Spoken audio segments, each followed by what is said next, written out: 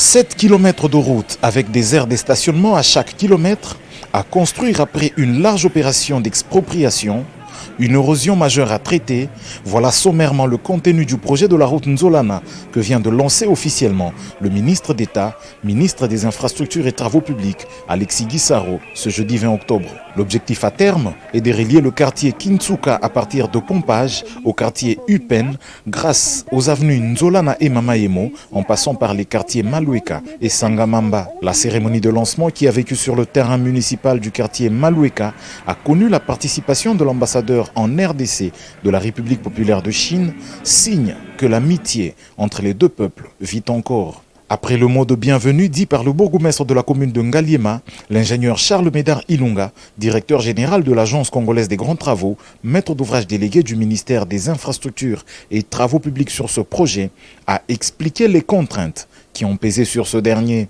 Il s'agit notamment d'un grand besoin d'expropriation pour bien caler le gabarit de la route, ainsi que la surveillance des érosions suite à une occupation peu orthodoxe des espaces. Il a rappelé que la première phase, qui avait bénéficié de 15 millions de dollars américains décaissés par le programme sino-congolais en 2017, avait permis d'effectuer les premières expropriations, de stabiliser la première érosion et de construire 1500 mètres de route avec un pont à caractère définitif.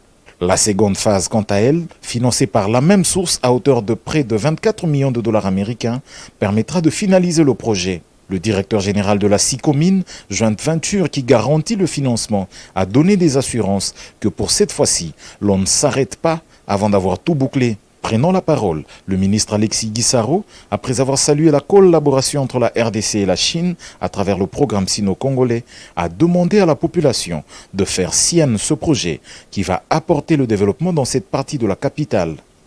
Mais vous avez été patient pour attendre voir arriver la concrétisation de la promesse. Nous nous réjouissons aujourd'hui du fruit de cette patience. C'est ici pour moi l'occasion de rappeler à la SICOMINE, à CISC et à l'Agence congolaise de grands travaux que désormais, il faudra prendre toutes les dispositions pour qu'un projet, une fois lancé, s'exécute sans arrêt jusqu'à son terme. Il y va de la crédibilité de vos entreprises et même de la République. C'est par la suite que le ministre, à bord d'un engin, a donné le départ de ces travaux qui devront être réalisés en 19 mois.